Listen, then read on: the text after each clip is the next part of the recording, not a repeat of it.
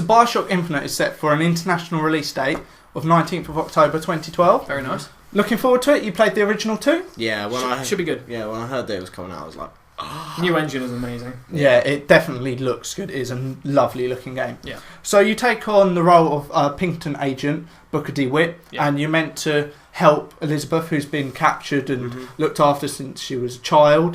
Do you think that's an interesting relationship concept? I'm scared that it might end up a bit like Prince of Persia. Yeah, I know what you mean. It's kind of, you've got that kind of saviour aspect and you focus on the girl. But then again, this is a game by the creators of Bioshock. Yeah, so who knows where this is going to go. Really. They did say they didn't want it to feel like an escort mission. Yeah. So maybe there's going to be a bit more. You can see there's some chemistry between the characters. Yeah, definitely. Like Elizabeth has like these particular powers where she can manipulate space-time, which is seriously big. I mean, it really falls into the typical Bioshock pseudoscience, science fiction in the past kind of thing. Yeah. So the most obvious difference is the setting. Yeah. No longer are we in Rapture, this really dark underworld like city. We're now in Colombia. We're in the skies. We're in the clouds with all this light and all these sky rails that you can journey on and fight off. I'm sort of scared that they're going to lose the fear that they have with Bioshock. Fundamentally, they are quite similar places. I mean, you do take one out of the sky and you've got one in the sea, but they're both full of political dissonance and legal but science. that sort of under the sea feel, that's what made it real for me. That claustrophobia and that kind of image. You get used to this dark and the greens mainly. Greens and blues are the main colours of Bioshock, and you don't get that anymore. It's bright blue and gold. Yeah, it looks good. It looks good. Yeah. The developers have said that not everyone's out to get you anymore, so there will be people to interact with and talk to and help you out. Will that kind of change this whole feel of Bioshock? I imagine if you got emotionally attached to people, it might be even more wrenching at the eventual betrayal. Because I didn't think about that. Maybe because I think that something like that's going to happen if you create a Bioshock, totally. the best twist of all time in gaming, which you have not experienced. Okay, I think they could follow on really well. I hope this is more like Bioshock 1 and 2, to be honest. Oh yeah. So what's interesting is it's coming to all platforms and there's no multiplayer. Confirmed that no multiplayer. In Bioshock 1 they didn't have multiplayer. They implemented it in Bioshock 2 and they said they had like a separate team, blah blah blah, and it was going to be really good. But it wasn't that great. Look me in the eye now and say you played it like for more than 2 matches. I did. I played it multiple times. That was only You're not normal. My love of Bioshock so much. Oh, okay. Yeah, but you just felt.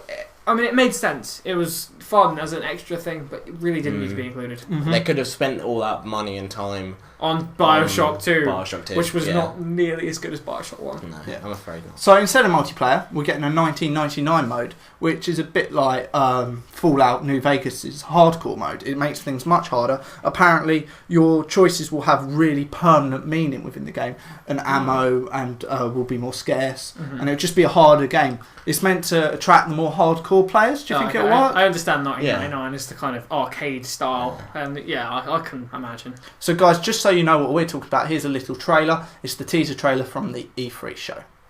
Songbird. Tell me, is it the new Big Daddy? Clearly, they've updated it. Really. They've made a Big Daddy of the sky. I mean, the Big Daddy had typical like diver suit appeal. It had like a great big helmet and massive gloves. It looked like it was supposed to be underwater. Whereas Songbird is a bird.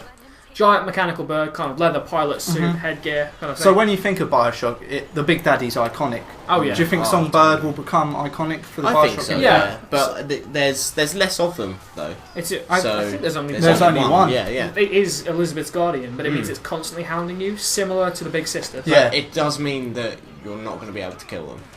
Well, apart from maybe it, so you will be able to fight him off. Eventually you'll be able to kill him, but I mean, there's no definitive. I think one of the most interesting parts is Elizabeth's relationship with Songbird.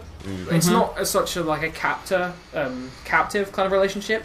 She's got Stockholm syndrome almost, where she's been brought up her entire life with this thing, and it's just like the little sisters did for their Big Daddy. It's more like a disapproving parent, like chasing his daughter. Yeah. You can feel like some kind of connection there.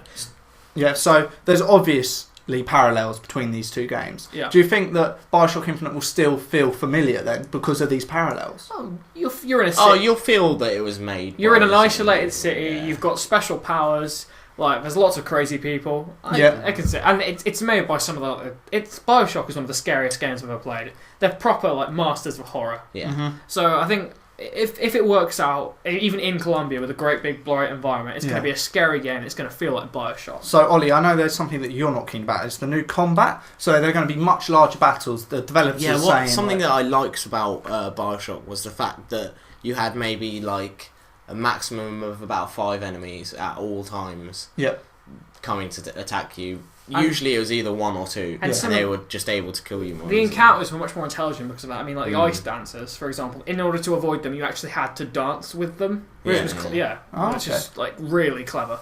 So they're going to be like 15 to 16 enemies at one time, and you're going to be flying down these sky rails, shooting. It's going to feel much more fast. Reminiscent of a roller coaster, really. Yeah. Actually, I think it's great. I love that feeling. But the question is, are you going to be spending more time getting away from enemies than fighting them? It's not what I like. It's what I liked about Bioshock was the immediacy and personality of each individual enemy.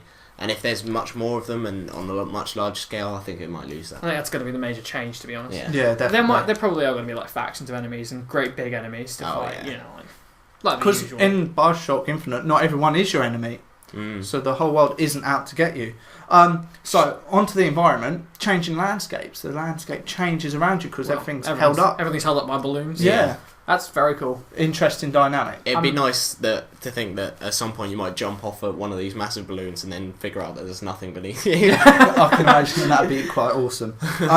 So they say there's going to be unintended consequences to your choices. Yeah. So there's going to be no more black and white, so you're not going to have angelic choices and you're going to have demonic choices. It's just going to be kind of like a mix of grey, maybe. Yeah, well... That'll be interesting, but it will annoy me a little bit. I bet there's going to be some secrets about Elizabeth that come out. Oh, yeah, definitely. But it's just going to get to the point with how attached are you to her by the end of the game. It's going to be weird having someone to go along with you for the whole game. It's not like Atlas. But I think and we all know what he did. I think it'll be a little bit like Atlas, though. I think she'll probably disappear and then come back at some other times. And I hope it's not like Atlas. I think you'll probably see her and be like, and then she'll disappear. Yeah, true. So, the question I'm going to ask you two is, are you going to get it on release day? Is it the game that is on your radar? It's been on your radar since E3? I think it'll be another time that I might be going to midnight launch. Really? Yeah, I'd give that a thought. It's going to be a big It's release. definitely attracting me, and having not played any of the Bioshock games. Play them! I will play them, but I can see myself being interested Every time in this one. I'm having a mini heart attack whenever you say that. I fear for your gaming soul. So, Chris, you have the comment question of the day. I do indeed. Do you think that having this set in Colombia, a place in the air, is going to remove from the original Bioshock ethos of claustrophobia and fear? We'd love to know what you think, guys. Yeah. Leave your comments in the section below. And remember, as always, to like, comment and subscribe. We've been the Zombie Bots Project, and we'll see you on Thursday. Bye, guys. See you later.